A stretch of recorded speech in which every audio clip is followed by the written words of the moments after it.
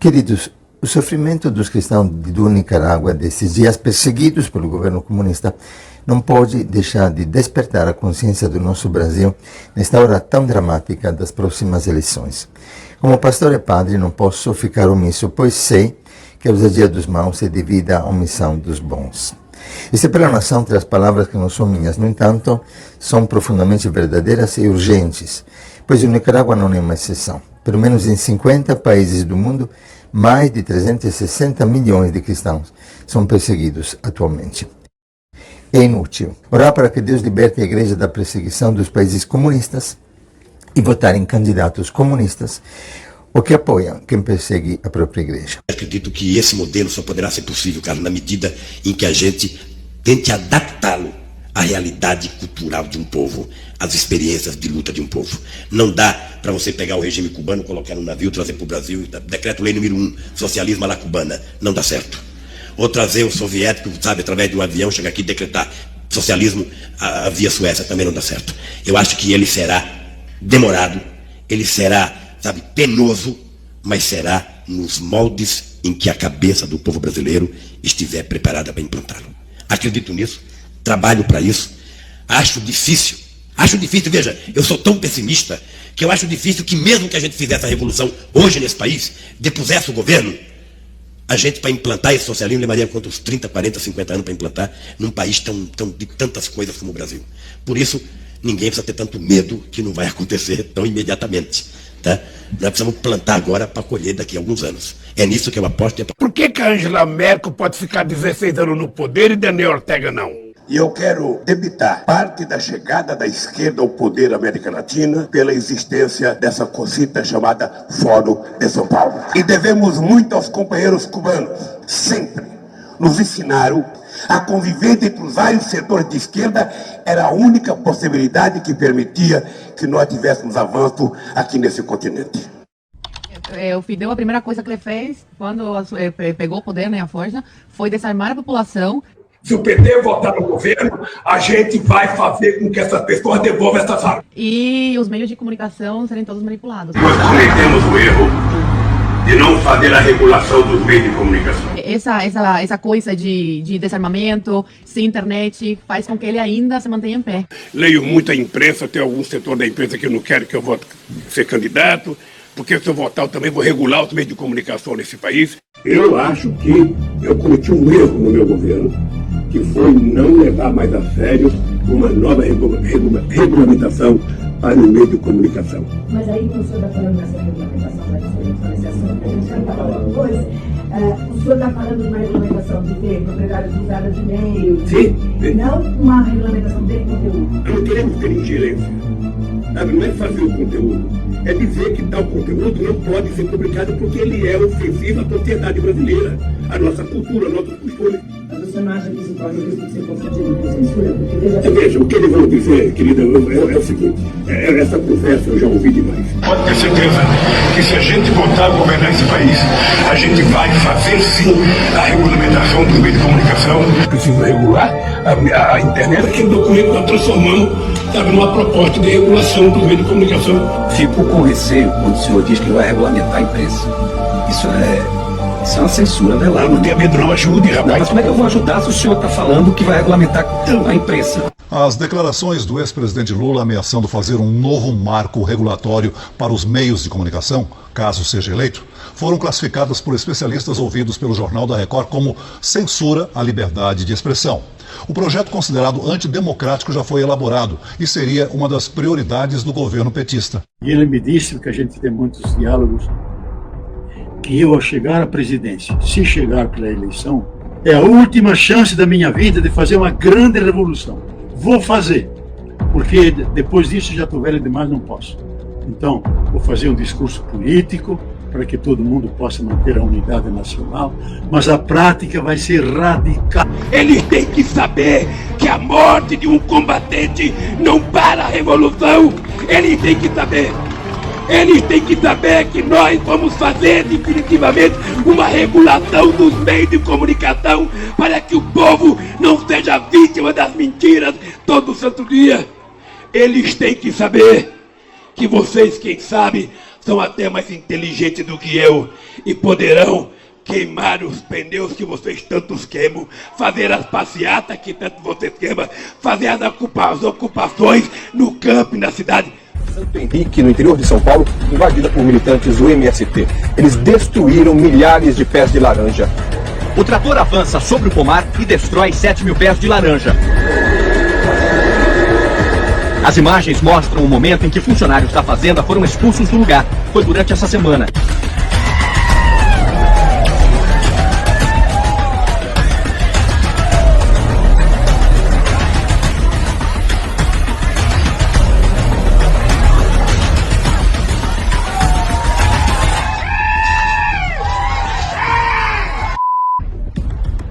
Companheira, nós conseguimos deixar o recado para essa empresa!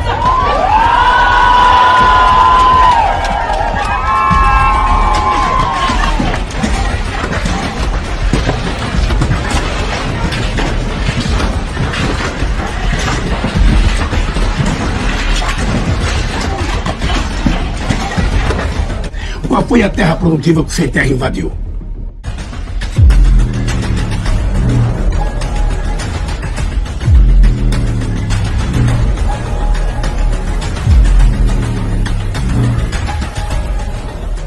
A questão é, essa filosofia que eu pego, ela é compatível com o cristianismo? Se não for compatível, dá para eu torná-la compatível? Ou ela é radicalmente incompatível? O marxismo é radicalmente incompatível, porque o marxismo é ateu, radicalmente ateu. Ah, mas poderia ser cristão. Não, se for cristão não é mais marxismo. Deixou de ser. A ideia fundamental do marxismo é a contradição, a realidade todinha é uma luta.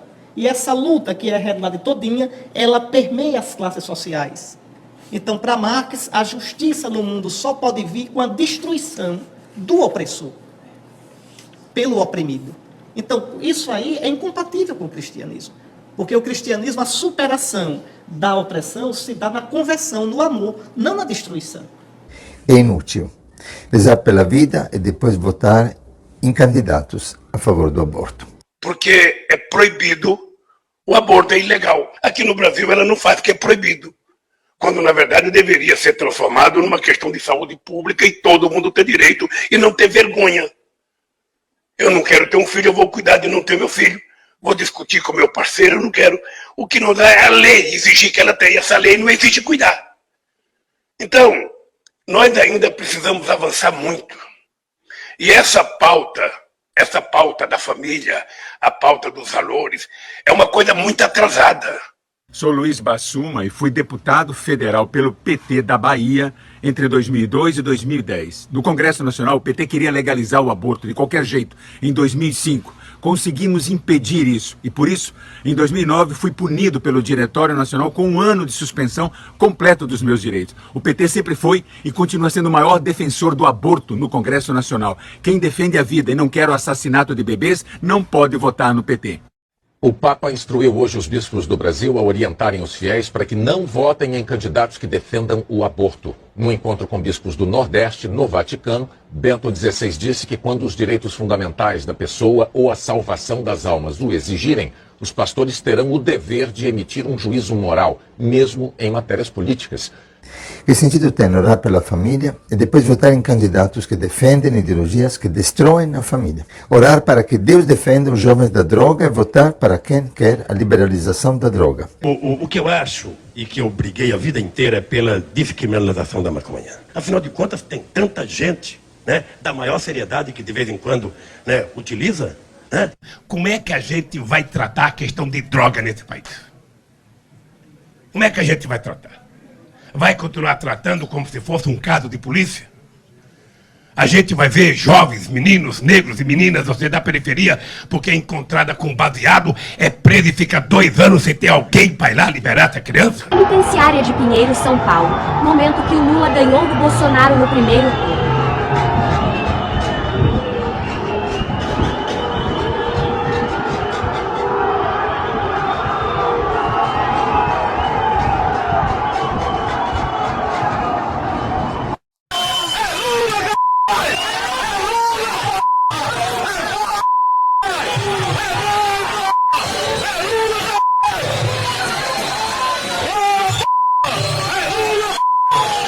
reclama das ações duras do atual governo e diz que em gestões anteriores o diálogo era mais fácil. Os caras começaram o mandato agora, irmão. Agora que eles começaram o mandato. Já mexendo diretamente com a cúpula, irmão. Que está na linha de frente. Então, se os caras já começaram a mexer em quem está na linha de frente, os caras já entrou falando que com nós já não tem diálogo não, mano.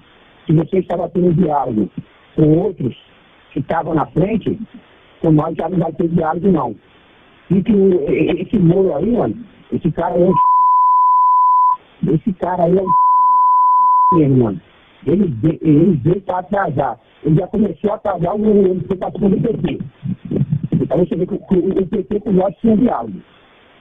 O PT tinha um diálogo com nós cabuloso, mano. Eu quero votar porque eu quero fazer coisas que eu deveria ter feito, mas não sabia que era possível fazer. É por isso que eu fui escolher uma pessoa como Alckmin de vice. Depois de ter quebrado o Brasil, Lula diz que quer voltar ao poder. Ou seja, meus amigos, ele quer voltar à cena do crime. Mensalão, o tempo vai se encarregar de provar de que o mensalão você teve praticamente 80% de decisão política e 20% de decisão jurídica. Nos homens da sua confiança estavam envolvidos? Não se trata de gente da minha confiança.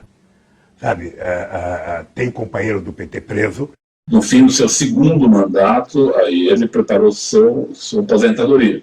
Recebeu 300 milhões da Odebrecht numa conta corrente de disponibilidade, recebeu seu sítio, que foi feito, combinado para seu uso, o apartamento do qual já foi condenado. Eu, pessoalmente, levei pacotes de 50 mil reais, algumas vezes, ao presidente. Foi, sem dúvida, o mais atrevido e escandaloso caso de corrupção e de desvio de dinheiro público flagrado no Brasil, instituindo-se uma sofisticada organização criminosa com o objetivo espúrio de comprar os votos de parlamentares. Não houve mensalão. Nós temos que ter clareza do projeto político principal. Se o projeto político principal, o principal é cuidar da PT. O exercício do mandato legislativo e do poder executivo é determinante no PT hoje. No Rio Grande, acontece isso. Falta 50%. Sua Excelência, o Procurador-Geral da República, denuncia todo esse articulado panorama como representativo de um projeto de poder ideológico partidário. Nós temos um problema no país não resolvido ainda. Nós não somos um bloco político-social majoritário no país. Nós devemos já ter 120 deputados e 20 senadores. Tem alguma coisa errada na nossa parte, na nossa estratégia? Nós temos um quarto do país e não conseguimos transformar isso. Nós batemos 17%, 16%. Do que resultou a progressiva perpetração de delitos em quantidades enlouquecidas. Corrupção ativa, corrupção passiva, peculato, lavagem de capitais, formação de quadrilha. Não houve mensalão. Estou assumindo que nós fizemos, nesse período de 2003, 2004, dinheiro não contabilizado. Acho estranho e muito grave que alguém diga com toda tranquilidade que, ora, houve Caixa 2 é crime, mesmo que tivesse sido isso, ou só isso, e isso não é só, e isso não é pouco. Denominado Caixa 2 equivale à corrupção. Então, tudo mais que recebe para fazer aquilo que é do seu mistério é uma vantagem devida. Não se cogita sequer de Caixa 2 quando essa provisão é feita fora de época. E, em segundo lugar, quando a origem do recurso é pública, há uma pré-exclusão lógica, portanto, de qualquer ideia de Caixa 2. Fica parecendo que ilícito no Brasil pode ser praticado, confessado e tudo bem. E não é tudo bem. Tudo bem estar num país, no Estado de Direito, quando todo mundo cumpre a lei.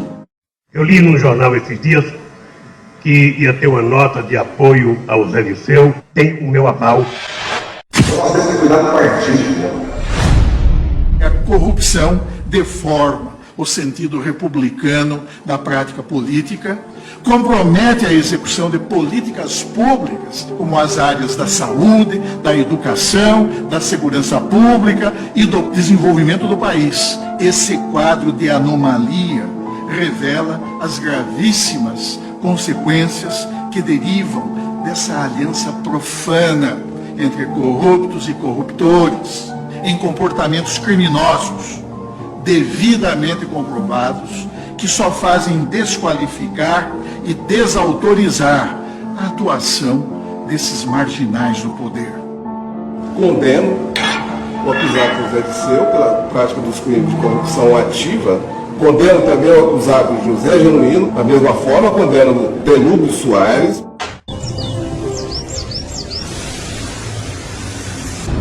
O povo não está preocupado com isso, o povo está preocupado se o Palmeiras vai cair e se o Corinthians, se o Fernando Haddad vai ganhar.